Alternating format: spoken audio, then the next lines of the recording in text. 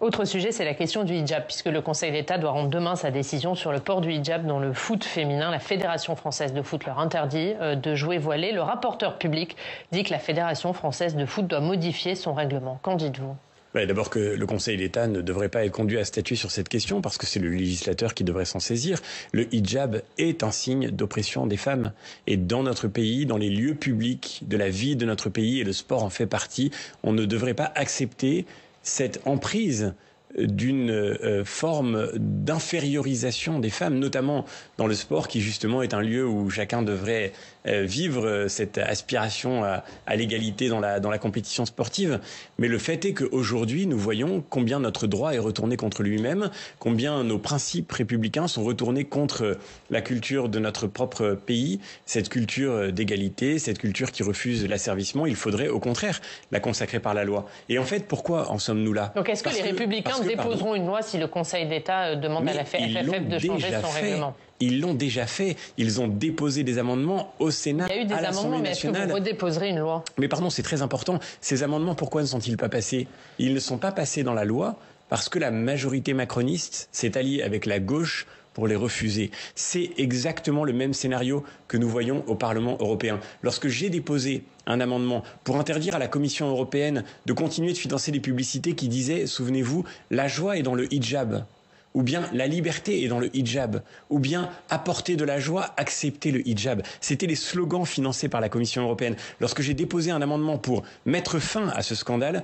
eh bien, des députés macronistes se sont alliés avec les députés de la gauche pour empêcher que cet amendement soit mis aux voix. À force de persévérance, nous avons fini par y parvenir et nous avons fini par réunir une majorité autour de cet amendement. Et aujourd'hui, nous avons marqué ce point et gagné cette bataille. Mais pourtant, Gérald Darmanin, lui, se dit très opposé à la demande des femmes qui veulent porter le hijab. On appelle ça le « en même temps ».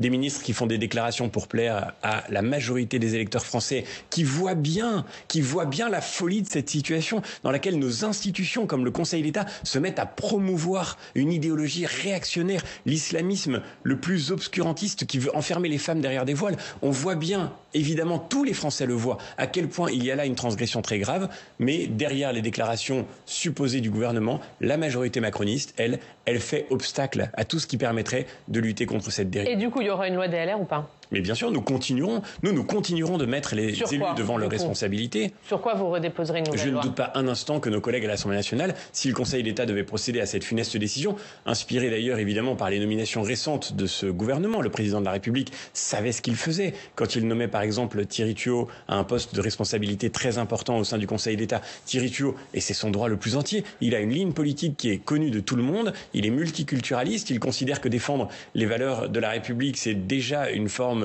réactionnaire et dangereuse de protection de notre identité.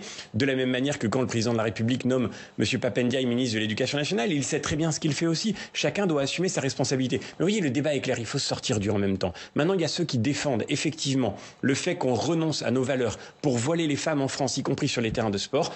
Et la majorité macroniste fait partie de cela. Et il y a ceux Donc avec cette loi, vous allez dire aux députés macronistes de se positionner ?